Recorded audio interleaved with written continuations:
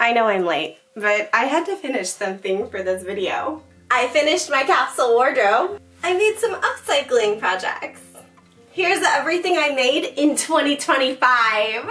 This cat bed was my first project, and I'm not gonna show you how I made it. I'll tell you, but I'm not gonna show you. I chopped up a dress, and I sewed a plus in the middle to make baffles, and I stuffed this with mine and my husband's old underwear and socks because cats and dogs love you and they love the way you smell. And Kojo loves his new cat bed. Second project of this year was upcycling a bed sheet into a drawstring skirt. This was just meant to be a practice at sewing drawstrings, but I wear this to work a lot because it's a nice long skirt. I also made a top to go with it. This was a mock-up for my capsule wardrobe series. I don't actually wear these two pieces together, but I wear them a lot separately, so they were both successful makes. Here's the final version of that top. These long ties have actually grown on me. They're now my favorite part of this top. And while I don't wear this piece too often, it is a nice light layering piece for the summer months. This dress is also a nice piece for the summer months. I crocheted all of this lace for the sleeves and the hem this year. The dress itself I actually made in 2024, so this is kind of a 2-year project. This dress was a very difficult project for me, and while I don't know if this dress is me per se, I do enjoy wearing it. Even though I don't really like wearing white, this is an absolutely gorgeous rose print. This ruched jacket is also a gorgeous print. This ruched jacket was absolutely miserable to work on, but I absolutely love the way it came out too. I also made a very wearable flannel shirt mock-up for this jacket pattern. I've been meaning to make a flannel shirt for my wardrobe for about 9 years now, so having a nice comfy flannel shirt to wrap around myself in these cold winter months is absolutely perfect. My favorite upcycling project I made this year was turning a pair of pajamas into a robe. I deconstructed the pajama bottoms and sewed them onto the bottom of the waistband of the top, and then made a little belt with the excess material. This wasn't the easiest upcycling project, but it was very simple if you have decent sewing skills. So if you're looking for a really dramatic sewing upcycling project, this is a really good one to try. The easiest upcycling project I made this year was easily these skirts that I've been upcycling from things like sarongs and scarves. I made one for myself using a sarong that my aunt gave me after she died, and I absolutely loved it. So I've been practicing making some to sell in my Etsy shop because I only have like 3 items and everyone says you need like 20. So this year I am focusing on trying to make more items for my Etsy shop, but also trying to make sellable items and ones that I can easily recreate. So these are going to at some point be sold in my Etsy shop. This one I'm going to be keeping. I also crocheted this blanket for my Etsy shop, but my husband likes it, so I might not actually sell this one. If I do, it's not going to be a reasonable price because I put a lot of work into this. Over 50 hours. I timed myself with a stopwatch. With the exception of 2 gray squares, this blanket was made entirely with thrifted yarn. I crocheted 25 granny squares, pieced them all together with the same fabric that I used as a border. I've nicknamed this blanket Rain Puddles because it kind of reminds me of rain puddles on like a cloudy day. I also crocheted a blanket for Christmas in July this year. You can see where I ran out of yarn to make the last 2 granny squares, but I think they add charm to it. I've realized with these 2 crochet blankets that I actually don't like crocheting for YouTube. I like crocheting by myself when I'm sitting on the couch and chilling. So I will continue to show you guys my crochet projects on YouTube, but I'm probably not going to be showing you how to crochet much more than I already have. This dress got the most views on YouTube this year. I really struggled to stay focused while sewing this dress for my capsule wardrobe, but it was absolutely worth it. And if you guys love this dress as much as I do have the pattern drafting method available in my Etsy shop. It's only $10, just so you know. You can also crop the pattern to make a shirt, which I also made this year. In case you didn't see my video where I spent the entire month of May embroidering flowers by hand, here it is. I've significantly improved my skills as a designer after making my capsule wardrobe, but this shirt itself with all of the embroidery was a huge project for me, and I genuinely feel like I am a better artist for having made this just absolutely beautiful couture shirt.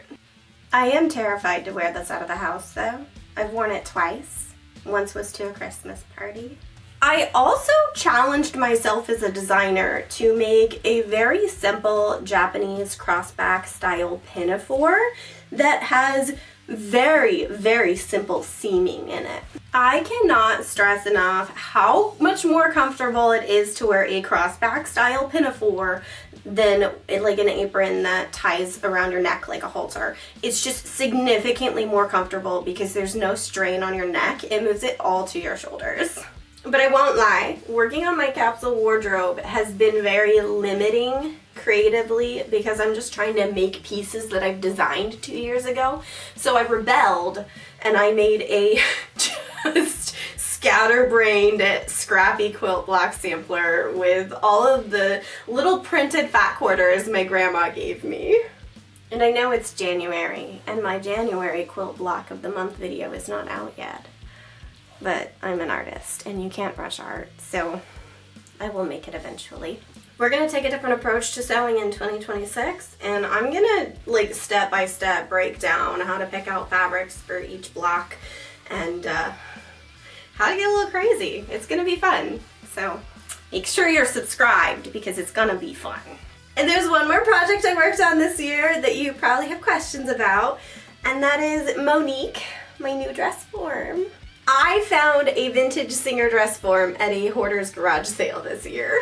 This dress form was a piece of trash when I found her, so I cleaned her up with baking soda and vinegar, let that dry, and then vacuumed it off.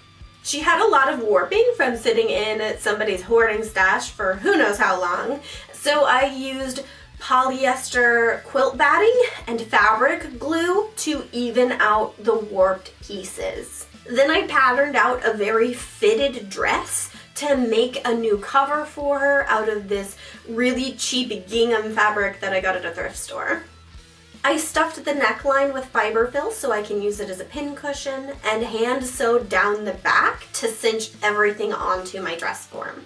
After refurbishing her, Monique is now a size between a small and a medium, which I think is perfect for me to be able to draft different size patterns for my Etsy shop. I can size down to make a small, size up to make a medium, and then I can use both of those to draft larger sizes. So this is like going to be a really useful dress form for me to have, and I was kind of wanting one. So like, remember last year when I said I'm gonna focus on manifestation? If I manifested anything, it was Monique, my vintage singer dress form.